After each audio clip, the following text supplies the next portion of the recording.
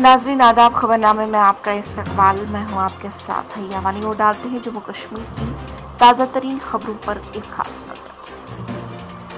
जनूबी कश्मीर के जिला अनंतनाग में पुलिस ने गोलियों और ग्रेनेड बरामद करने के बाद 2 भाइयों समेत चंद अफराद को गिरफ्तार कर लिया, जिनके खिलाफ मुख्तलिफ दफात के तहत मुकदमा दर्ज किया गया। जम्मू कश्मीर पुलिस के डीजीपी दिलबाग सिंह ने कहा कि कोविड-19 की वजह से अस्करी मुखालिफ ऑपरेशनों में खलल पड़ा है, लेकिन इसके बावजूद सिक्योरिटी फोर्सेस ने बड़ी तादाद में अस्करियत पसंदों का खिमा किया है। मरहूम हुर्रियत रहनुमा अशरफ सहराई के 2 महसूर फर्जंद जेल में कोरोना वायरस में मुसबत पाए गए हैं और उनको जेल हुकाम ने कुपवारा पुलिस लाइन्स में करंटीन किया है।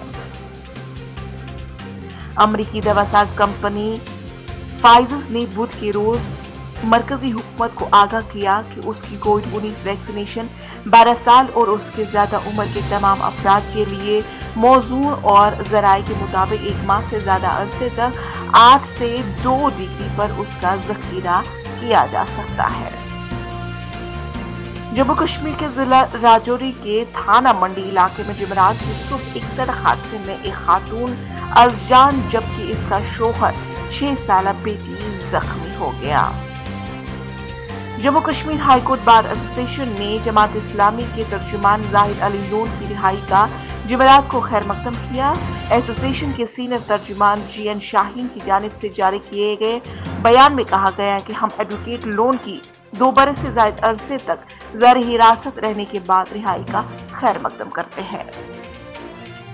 श्रीनगर के नूरबाग इलाके में जुमेरात की सुबह चंद रोज कबल घर के आब होने वाले 17 साल तालिब इल्म की दरियाई जहलम से लाश बरामद की गई है। कस्बा यूडी में लाइन्स ऑफ कंट्रोल से मुतसर इलाके कमलाकोट में मोहम्मद सफी मगल वल्द मोहम्मद शफी मगल बिजली का करंट लगने से हलाक हो गए।